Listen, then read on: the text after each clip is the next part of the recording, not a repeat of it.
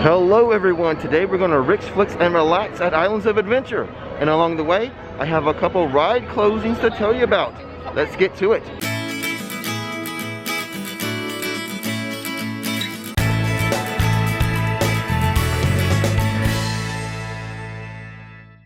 As soon as you enter Islands of Adventure, to your left is the Trading Company, which has a lot of great merchandise, especially for Jurassic Park, Jurassic World.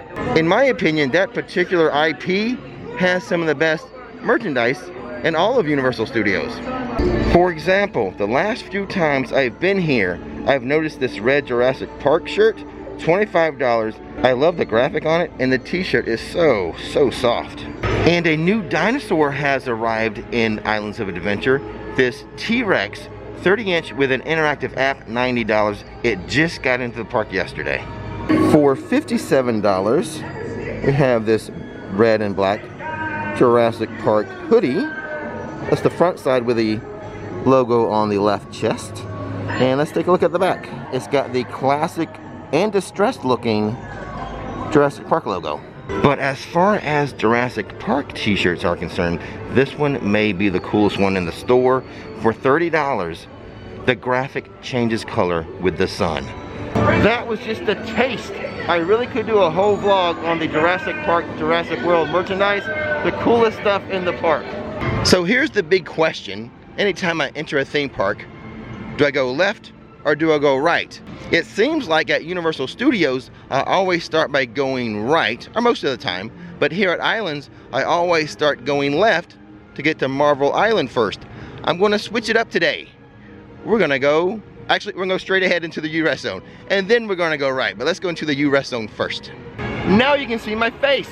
Not that that's a good thing, but that's not why I came in here. I wanna look over the waterway and show you the Jurassic World coaster construction progress. The back side of this attraction, the side by the Discovery Center, is looking good. They are backfilling this area with lots and lots of trees. They've just added like a few palm trees today. They're also adding in raptors. So at least the outside portion of the Jurassic World Velocicoaster is looking pretty good, almost complete.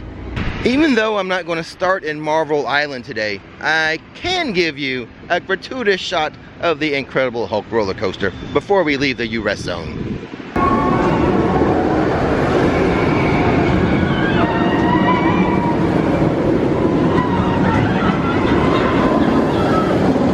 Not exactly a pretty day, but tomorrow and the next day will be in the low 80s, so Rick might be taking a trip to the beach this January. And now we can start our lap around the park, heading into Seuss Landing. Normally I don't do anything in here. This is just for me to enjoy the views. It's a very beautifully themed land, but it is the kid area, so typically I do not ride anything in this area. I will grab some green eggs and ham sometimes though. Thing 1, Thing 2, and Cat in the Hat having a little meet and greet right now. The Circus McGurkus restaurant has not been open, but some of the items that you could get there, such as the pizza, you can now get at Moose Juice Goose Juice. I've mentioned this before, but it's been a while. Honkin' Honkers has been closed. Now what made this place so special is this was the place you could get that huge cotton candy, but it's been closed, so therefore no huge cotton candy. I mean, they have cotton candy in the park, you just can't get that really big one anymore. In addition to the rides that are closing next month, there is a ride opening next month. I'll show you that as well. However, the attraction that is reopening is not Poseidon's Fury. This one remains closed. It's been closed for a while. And at least for today, even the water feature for Poseidon's Fury is not working. They've closed down the fountain. And look at this, Tigress. She's heading out to do her meet and greets right now. Since it is a slower day, Hagrid's Motorbike Adventure is a standby, not a virtual line. However, it is experiencing a brief delay at the moment. It's been a long time since I've seen it delayed. Even though the ride is delayed and the team members are saying they don't know when it's going to reopen, people still getting in line for it. We're working to resolve the situation and we'll keep you informed of any further developments. Thank you for your patience. As the frog choir serenades us in the background, we'll take a look at the Jurassic World coaster track. It's afternoon now, so maybe they'll start testing the coaster. Maybe by the time we reach the other side of the park, it'll be running. Well, this is awkward. We're gonna have the frog choir welcoming us to Jurassic Park. Outside of the Jurassic World Velocicoaster paddocks 1 and 2, we have a hot set. Something going on, doing some interviews or some promotional work for the Jurassic World coaster today. If we don't get any shots of the coaster running today, you can go back and check my live stream. We came here Saturday night for a live stream, and as soon as we got here, we got footage of this Velocicoaster running at night. So if we don't get it today, you may want to check out that live stream. I'll leave a link to it in the description box, and a little info card may be popping up on your screen right now. So in just a few moments, I'm going to show you the 2 rides that will be closing down next month. But for now, I'm going to show you a ride that is reopening. The Jurassic Park River Adventure is going to reopen on January 30th. Oh yeah, it's warm enough for the splash zone. It's just not open today. January 30th, I might be getting splashed. So I've been struggling, trying to be more healthy with food. That's hard to do in a theme park.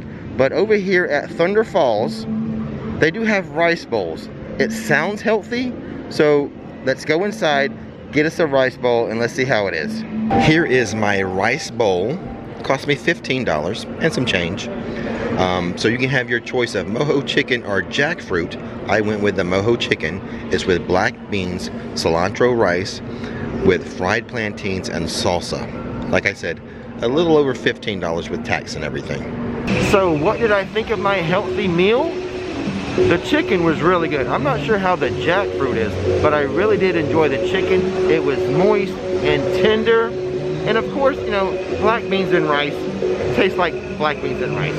But the chicken was really good. Now I did not have the fried plantains because of the word fried. I'm trying to be healthy, so I'm trying to avoid fried stuff. So I didn't have the salsa or the fried plantains, but that was a lot of food. I mean, it filled me up. I could not finish all the beans and the rice.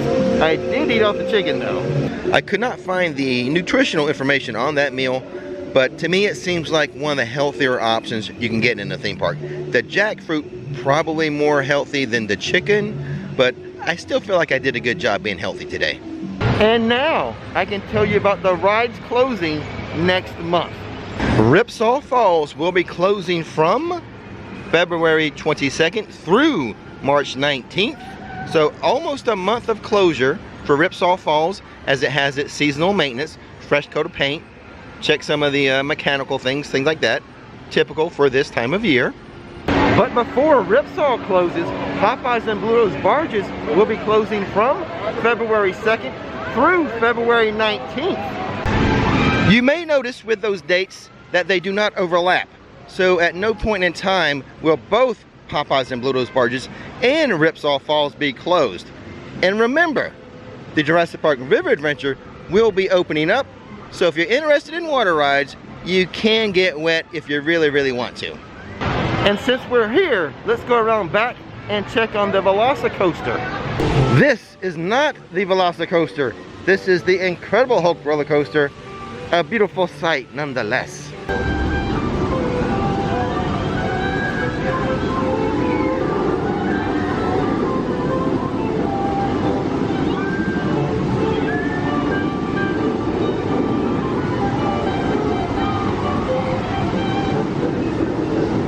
So I just ran into one of my buddies from Orlando Informer, and he says because of the hot set, they are actually having people on the Velocicoaster today. So we're gonna hang out here for a bit, see if we can catch some of that. Oh, I'm so excited, I hope we can. And down there we can see some of the guys associated with the hot set. I can see they have a camera set up down there and everything, so maybe when I see them spring into action, that'll give me a clue I should spring into action. They must be really, really far along with this ride if they're actually having people on it.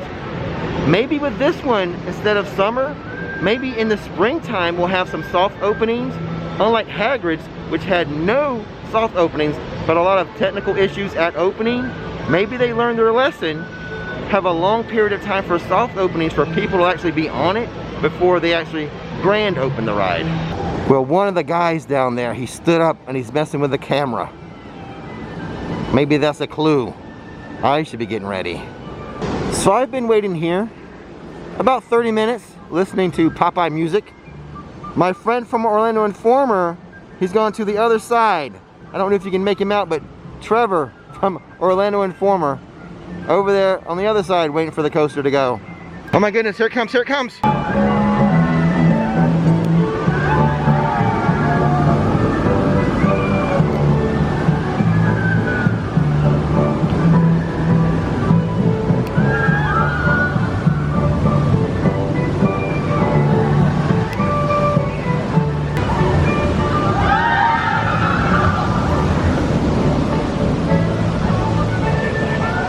Well, did you see that? Could you hear it? I could hear people laughing and screaming on the Velocicoaster. Those are some lucky, lucky people. You know what? I think my work here is done. I cannot think of a better way to end this video than a live shot of the Velocicoaster in action with people on it. So exciting. And as always, don't miss the magic, don't miss the fun. Thanks for watching Rix Flix, and now it's time to relax. Okay, let's take a minute to welcome the new Flixsters to the team. We have Sirius as one of Nikki's rock stars, and then Eric Grimes and Jeff Griffin as new executive producers, and then we have Megan and Rami as producers, as well as Trace Nigan, the Mahan family, and Andy Fulkerson. And lastly, let's welcome the newest supporter, Jonah Runsville. If you too would like to become a Flixster, just join patreon.com/RixFlix.